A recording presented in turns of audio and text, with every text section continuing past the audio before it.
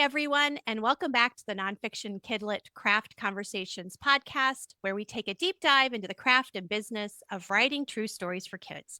I'm your host, Kirsten W. Larson, and today I'm joined by someone who has transformed the way we think about nonfiction, author Melissa Stewart. Melissa is the award winning author of more than 200 science books for young readers. She's also the editor of Nonfiction Writers Dig Deep. 50 award winning children's book authors share the secret of engaging writing. In our conversation, we'll explore how the 5 kinds of nonfiction classification system helps writers, educators, and publishers, and especially young readers, better understand the full range of nonfiction. We'll talk about expository nonfiction. Books that explain, describe, and inform rather than tell a story deserve more attention. How writers can find the perfect hook for their manuscript, and how Melissa shapes her research into books that kids can't put down. And of course, we'll shine a spotlight on our brand new book, From Bam to Burp, illustrated by Marta Alvarez Megans, which follows a carbon atom's incredible journey over billions of years. Whether you're a writer looking for craft strategies or simply someone who loves nonfiction, you're going to learn so much from this conversation. So let's dive in. So, Melissa, would you mind explaining for those of us who don't know, what is your 5 kinds of nonfiction classification system and how does it work? Sure. First of all, I wanted to say just thank you so much for having me. I really love your podcast and the work that you're doing and the books that you have written. So I'm very pleased, very happy to be here today. Well, that's an honor let's- because I'm your biggest fan. So that's a big honor. Remember, we met a long time ago. It was like 2012. It was 2012 Yeah, or 2013. It was a long yeah. time ago. So I have some books here to sort of show and tell. So the 5 kinds of nonfiction are traditional. So that would be kind of the nonfiction books that most of us grew up with that have clear, informative, straightforward language. And they look at a really broad topic, like everything about rocks and minerals, or everything about kangaroos, or everything about volcanoes. So it's an all about book. And then the next category, and this is the next one that was developed, is browsable books. So what happened in the late 80s, very early 90s, suddenly we had desktop publishing software that made it possible for designers to just create these totally luscious books with all kinds of different images and blocks of text. And so this is a book that you can really dive in and out of. And it also usually covers a broad topic. Like this book is about owls and owling. And it has straightforward language. It often will have fun facts. Often you'll see kids that are sort of in the corner of a room and they're looking at these books together as a group. And so these are books that kids really love. And I often use the Guinness books or the DK books. My kids were huge DK Eyewitness Grease and all those books. And yeah, they're just beautiful photography, beautiful images. Yeah. And I think DK, the eyewitness books, that was the genesis of this category. And it has just sort of exploded over time. The next category is narrative nonfiction. I have one of your books here as an example. Narrative nonfiction began in the adult publishing world in the late 60s, early 70s, and it made its way into children's literature in the mid 90s, and it's been exploding ever since. These are books that tell a story. Picture book biographies are a great example of that. And then the next category is expository literature. So here's an example of a book that I wrote.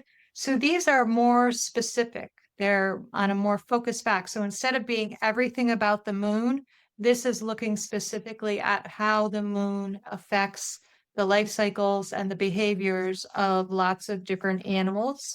And so, like narrative nonfiction, it has finely crafted text with rich verbs, rich language, really strong voice, beautiful illustration. So in that way, it is more literary and it has a lot in common with narrative nonfiction.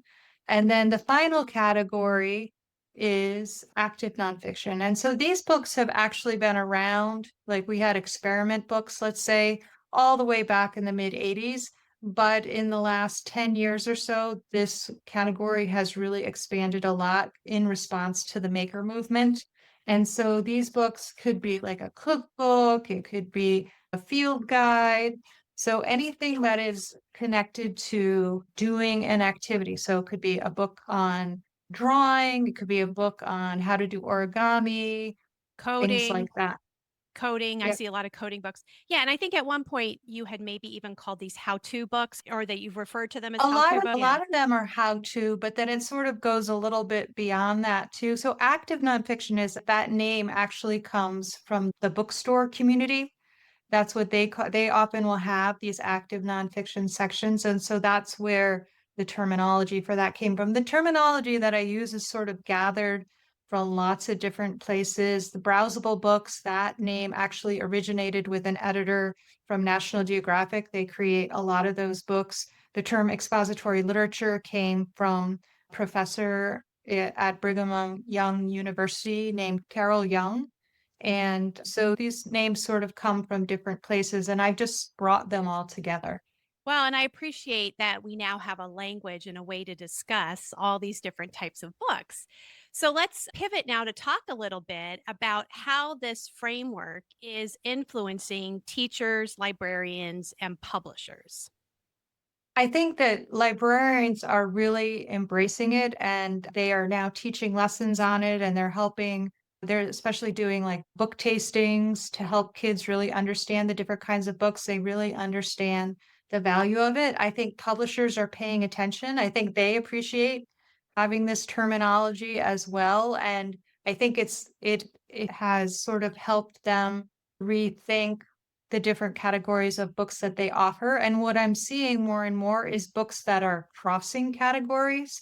And so as people understand more and more how much kids love browsable, they're thinking, well, how can we bring some browsable elements over to this book here to increase its appeal even more?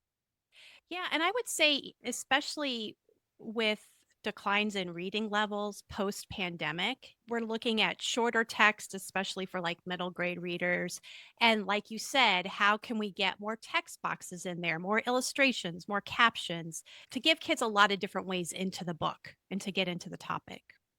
Yeah, Yeah, and I think it's actually sort of helping to drive the creativity and the innovation because we are seeing all kinds of different elements coming into nonfiction that hadn't really been there, at least not as much before. Things like gamification, where you have a book that really it's sort of like playing a game as you're going. There's, it questions embedded and kids are taking part as they're reading the book. So these are all kind of new things that are happening. well, and I think of like Kate Messner's History Smashers, where she has it's text, but then there are also sections that are comic panels. So it's kind of like a graphic novel, straight nonfiction hybrid. So I'm with you. I think all of this makes it a very exciting time to be working in Yeah. children's nonfiction. And for years, I think you've said, and I truly believe that this is sort of one of the most creative parts of the book market because really we can do almost anything as long as we're telling the true story. Sure. Yeah, as long as we're presenting information in a way where we're letting readers know what's real and what's not, I think kind of anything goes. I agree. You write so much expository nonfiction, just expository literature, because it's so beautifully crafted. But there are still a lot of misconceptions about expository literature. So, what are some of those lingering misconceptions that we need to continue to address? I think there's sort of two ways of looking at this. I think first of all, there's sort of a bias against nonfiction in general. And then within that, there's sort of a bias against expository writing. And I think the bias against nonfiction, it's sort of a societal thing. People remember the more encyclopedic nonfiction of the past, and they just don't realize all this incredible innovation that's happening. And there are no nonfiction bestseller lists for kids. There are very limited nonfiction selection in most bookstores. So most adults, most parents don't really even know that these books exist. I think that's starting to change, but not as much as we would have liked. And then within that, expository narrative nonfiction sort of wins a lot of awards, gets a lot of great reviews, is really highly praised and admired by editors and many people in the children's book community. And the reason is the people who choose those jobs have a natural love of stories and storytelling. And it hasn't really been until recently that they have started to become aware that there's a whole different way for the human brain to work. And that while some kids and some adults do really connect strongly to stories, some don't. Some love facts and ideas and patterns, and they really gravitate toward those more expository texts. And as we realize this more and more, we can create dynamic books that serve both groups. I mean, there's also plenty of kids that are in the middle. They like expository and they like narrative. And there's lots of adults that like expository and narrative.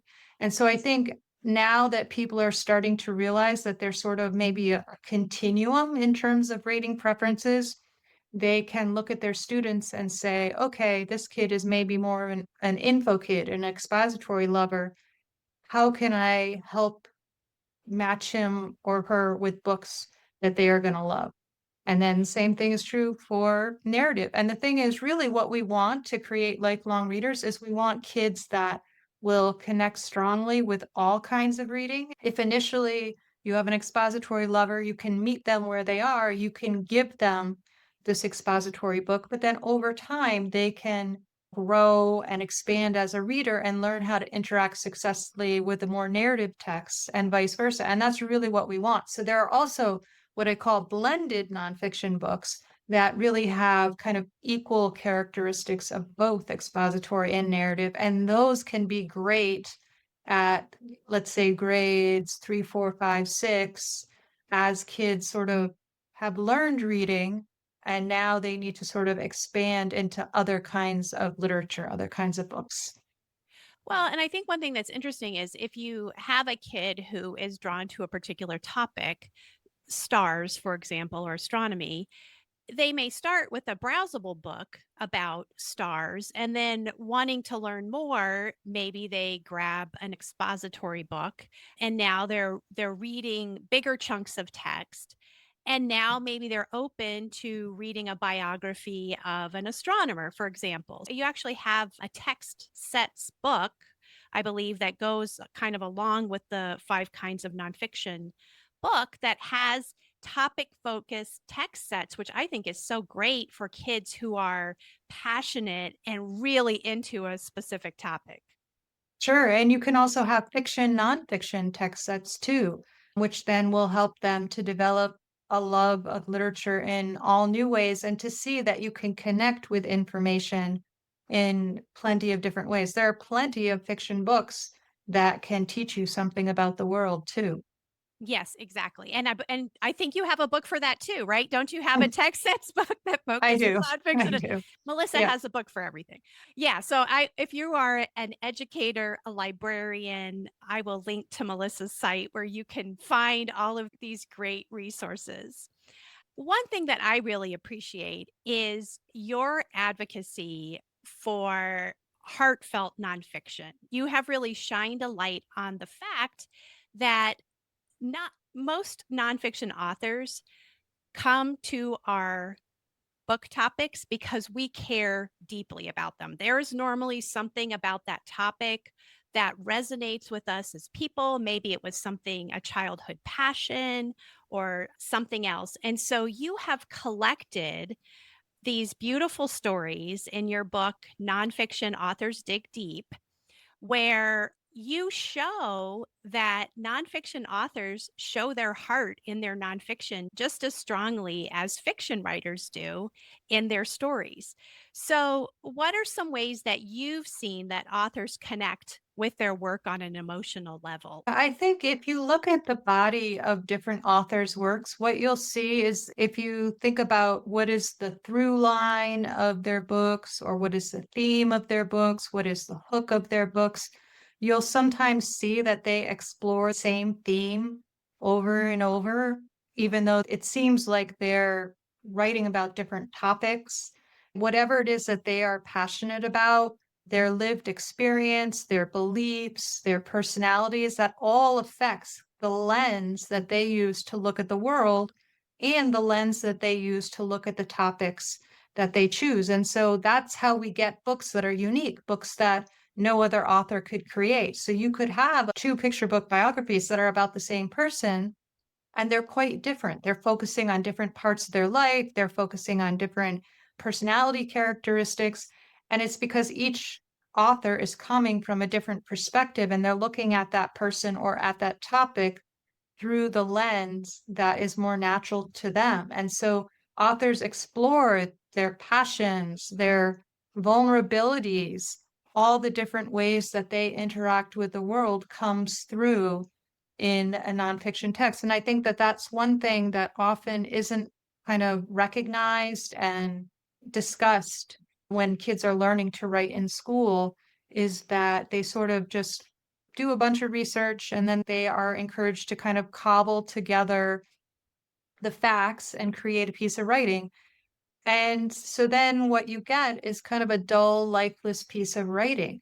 But what I always tell writers to do, and whether it's children or children's book authors, is to kind of think about the topic more widely and to take some time to really process your research and think about it before you jump into writing.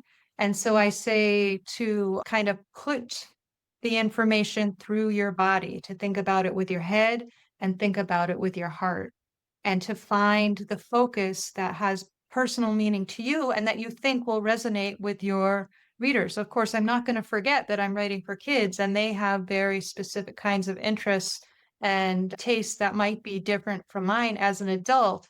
But there's also a kid inside me, and I know how to connect with them in certain ways. I know what's going to interest them, but I also know what's going to interest me.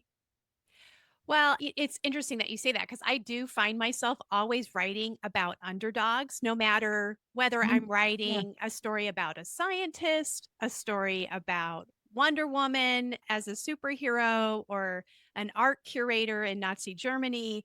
They're all sort of people who were discounted. People didn't think they had a lot to offer the world, and then they sort of proved everybody wrong. That is always a theme that I'm revisiting over and over. So it's interesting that you've noticed that with other authors as well. It's something that kids can really connect to because often they may feel like an underdog. I think everybody feels like an underdog at some point in their life. So it's just having books that can reflect what the student is feeling or the child is feeling or the adult is feeling is really valuable. And so that kind of leads us into your mantra, which I love, which is if there's no hook, there's no book. So, can you tell us a little bit about what you mean by a hook?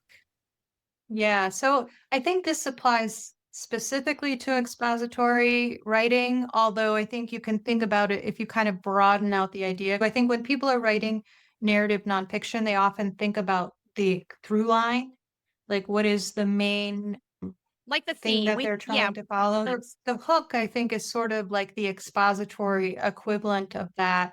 And so it's the lens, it's the angle that you're using, but it's also something that you know is really going to resonate with the reader, something that they're going to really glob onto and get excited about. So the hook for this book is that it's talking specifically about animals and how they connect to the moon. It's a topic that hasn't really been explored, but kids love animals and they're always interested in reading about animals.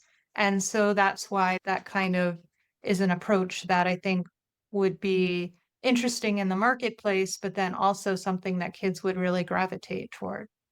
Well, and I always think some of the best hooks sort of have an element of surprise. It's sort of a surprising idea that the reader maybe hasn't ever considered before. So, for example, in Thank You Moon, how many of us have really thought about?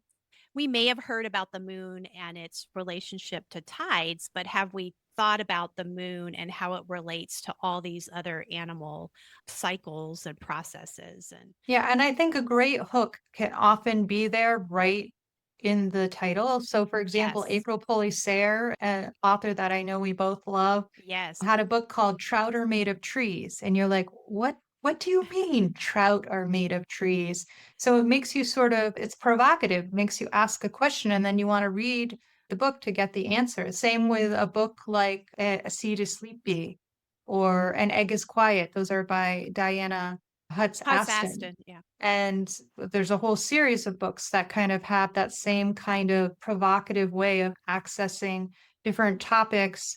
I just love those books too. If you see a book that really makes you ask a question or makes you curious or wonder, then you know that there's a really strong hook. I have a book, Feathers Not Just for Flying, and you're like, what do you mean? They use their feathers for things other than flying.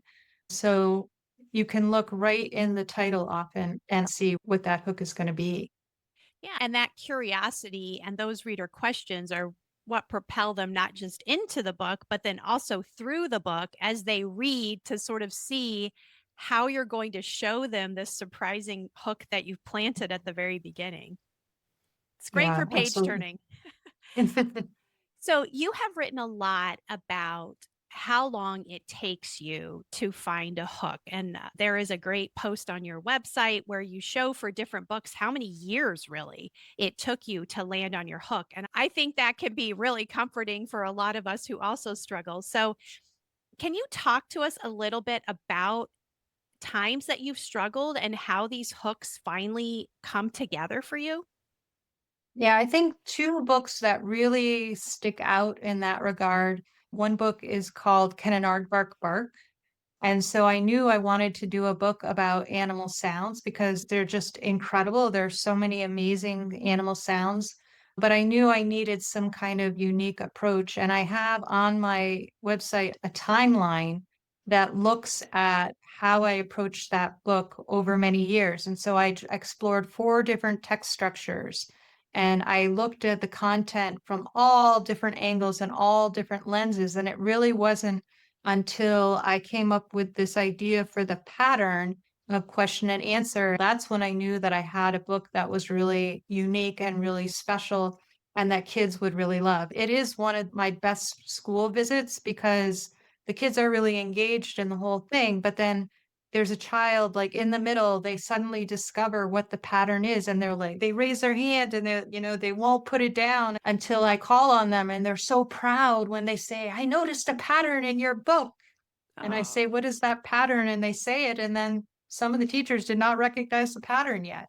They would have needed to get more of the book to see it.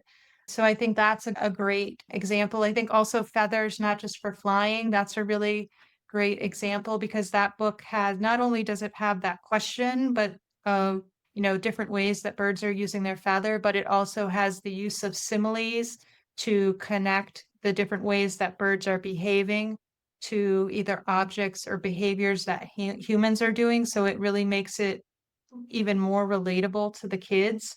And it's another example. It took me many, many years of writing and drafting to kind of be able to come up with that. I feel like I've gotten better at it over time as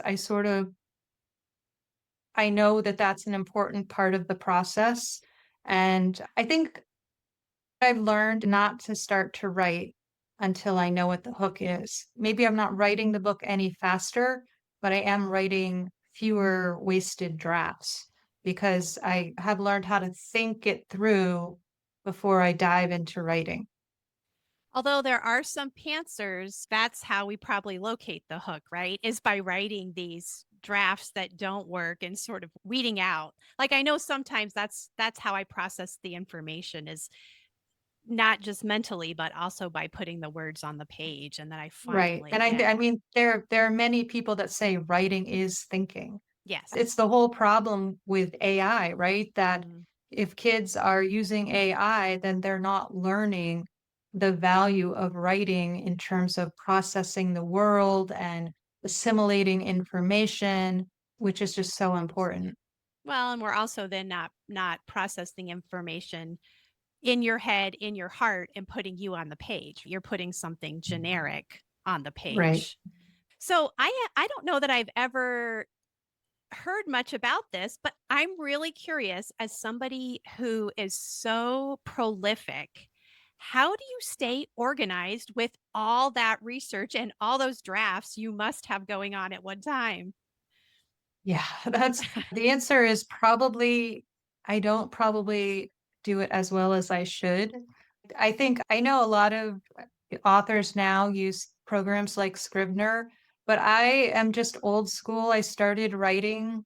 My first book was published in 1998, and back then all those things didn't exist. And so I just sort of use the same system that I've used all along, which is where I have a paper file, I have a folder, I have a file cabinet behind me where I have information for each book, and then I have a computer file and I just throw all my information into a Word document and then I search the Word document.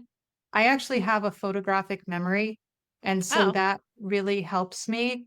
Although I have to say, maybe not so much as I get a little bit older, but so I don't have any kind of fancy system, unfortunately. I just sort of know how to search for the information that I need. And I think too, if I know my lens and I know my focus a little bit earlier, then that helps to kind of streamline my research. I have an idea board that's right behind me, so I throw ideas up there, and I think they'll just sort of be percolating in my mind, and then suddenly I just know the hook, and that's really when I start working on the book. There have been times that I have written books and they just haven't worked, and stick them. I have a manuscript graveyard that's my middle drawer in my file cabinet. And then, like 8 years later, suddenly I'll just wake up from a dream and I'll remember something in my graveyard and I'll pull it out and I'll know exactly what to do with it. So I just sort of have to wait for my brain. no, that's and that is truly, you just never know where you're going to get that final aha moment, and it is just so magical. So, I mean, I'm a big proponent of whatever works with when it comes to research, right? You whatever system works for you is the best system. You definitely don't need to use anything fancy, and I love that you're sharing that you're using tools that probably most of us already have access to. That's fantastic. There's not a need to spend a lot of money on fancy software if you have a system that works. And then I also have gotten to this point where I sort of have started thinking about research in phases. You know, it's like the first phase, which I'm starting a new book right now, and it's really just exploratory. It's just gathering Yeah. that information. I'm not even taking notes at this point because I have no idea what my take on this book is going to be. So at this point, I'm just reading just to sort of find out what I think Yeah. about a topic. And then I get an idea, a hook, or a general idea of what I want to say with this book. Then I will probably go back and start taking notes and pulling some anecdotes and that sort of thing. But it is interesting how research kind of moves in phases. I think what you're describing is actually exactly what Deborah Heiligman talked about in nonfiction. She reads around her topic initially, which sounds exactly what you're doing. And then she says at some point she comes up with a mantra and she writes it on a piece of paper and she tacks it up above her desk. And then everything is in service to the mantra. And so that's how she decides what goes into the book and what just stays, outside.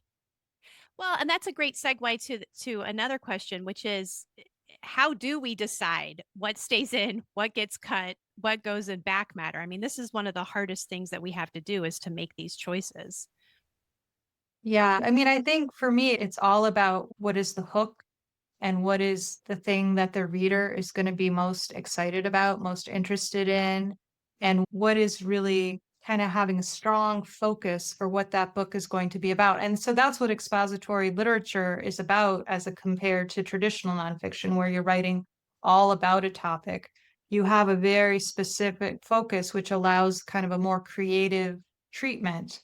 And so, for example, when I was writing Thank You Moon, I knew exactly what kinds of information I was looking for. And it was more looking for a needle in a haystack. But then I knew it when I saw it rather than, oh my gosh, I have so much information. How am I going to weed through it? Well, and all of this has just reminded me, I think it was 2012, the SCBWI conference. I did take an intensive from you, and I learned one of the most valuable tips I've ever learned about research, which is How do you know when to stop researching? You had said essentially when each new source, you're getting pretty much the same information and not a lot of new pieces. Now it's time to write. And I think I probably also said, or at least that's what I believe now, is that you're always going to have to go back and do more research while you're writing. So you shouldn't feel like, okay, I've done 100% of the research. I think you can say to yourself, okay, I have like 80, 85% of the information. Now I can start writing. And then whatever the specific tidbits that I need, I'll go and seek them out as I'm in the drafting phase. And I think at that same conference, I took a session with Candace Fleming, who talked Mhm. about how she, when she's writing, will often leave little brackets and notes to herself to go back and dig up little pieces of research. But she doesn't want to slow down her writing process. So she's not going to stop to look up what color the curtains were in the room. So you're always going to need, when you're in a scene or you're in a writing about a specific animal, you're going to have to dig down and get some more sensory details and that sort of thing to make your scene really come to life. Yeah, absolutely. Let's talk about your latest book. I know you have written informational fiction. You don't write a lot of it, but this book I think is pretty incredible. It's called From Bam to Burp. It's really playful. It follows the story of this carbon atom moving through billions of years, becoming part of all types of different objects, including, spoiler alert, toilet paper, which I thought was pretty hilarious. So, how long did it take you to find the hook and the approach for this particular book? Because writing about such long time periods and complex topics is pretty tough. Yeah, that's a great question. The answer is the hook is what came first. So I was doing a school visit in 2016 at a school in Connecticut, and I'm not even sure really why the student raised the hand, what led to this question in his mind, because it was not what I was talking about. But he raised his hand and he said, "Is it true that an atom inside me right now could have been inside a dinosaur 150 million years ago?" And I said, "Yes, absolutely." And he said, "Wow, how?" And I said, "I am not prepared to answer that question right now, but it's something that you can look up later," which is what I often say when they want specific information that I have no idea about. But that question stood in my mind, and I'm like, I want to answer that question in a book because that is a great question. Probably a lot of kids either would have that question or connect with that question. And what a great way, what a great lens to look at atoms and molecules, which is a topic that can sometimes be a little bit dry and hard to handle in a children's book.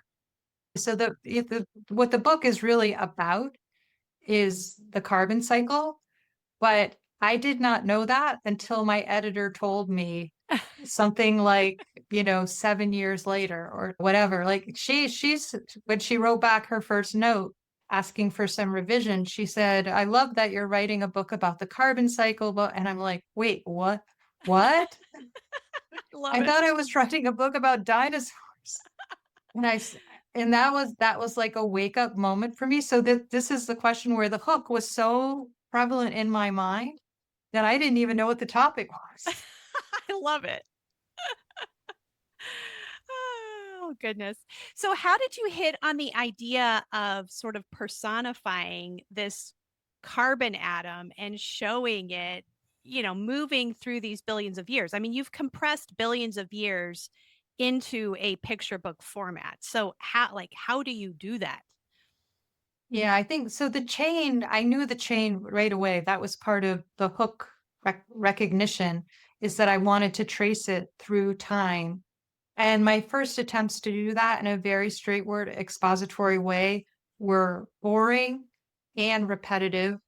I've had so much fun doing the research to find out all the different places where a carbon could have potentially been and said, okay, well, this will only happen between 10,000 years ago and 5,000 years ago. Okay. And then over here, now it has to go to ancient China. And now, oh, it could go from this place over here and then it could go into a panda. Like coming up with that chain through the research was so much fun.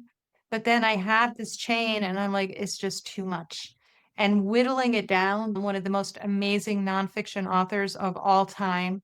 And I credit her. I was in a presentation that she gave, and she was talking about narrative nonfiction, but she was talking about the importance of knowing how to collapse time and highlight just the things that are most critically important to the story that you want to tell.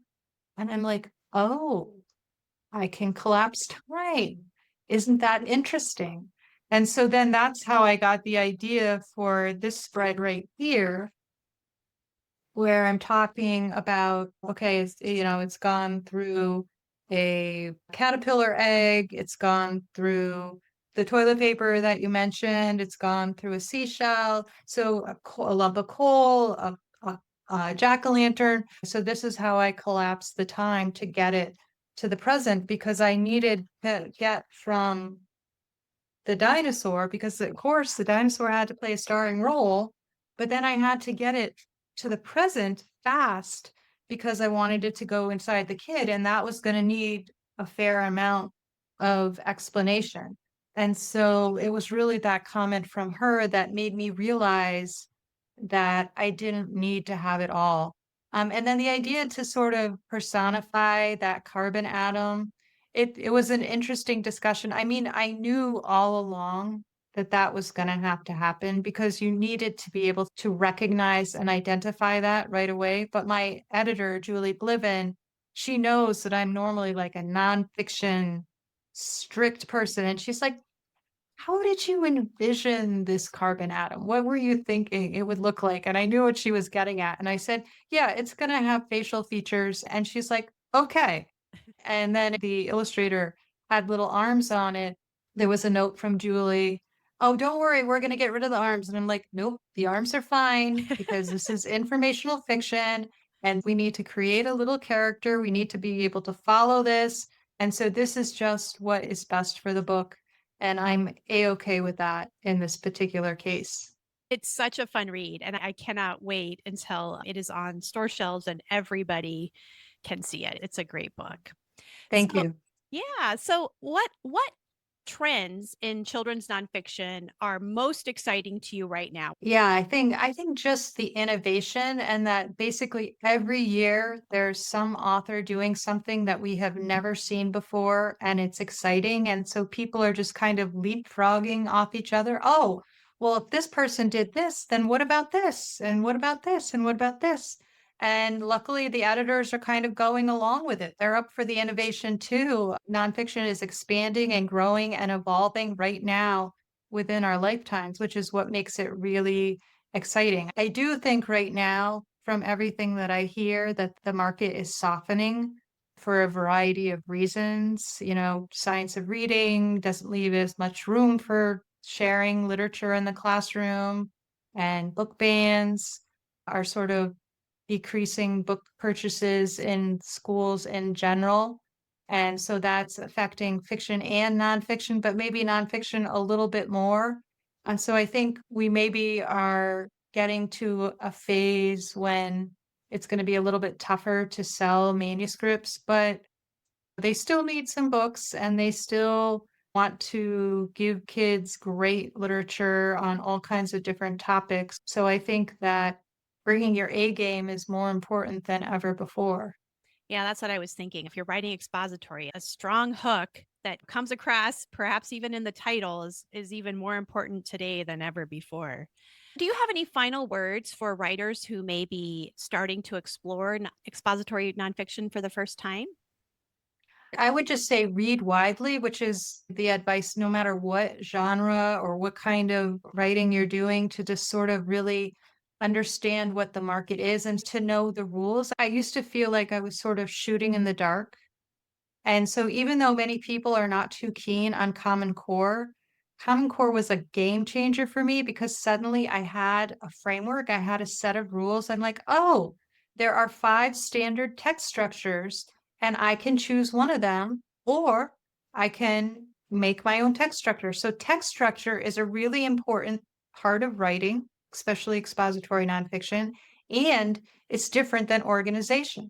Like that I never had that thought before.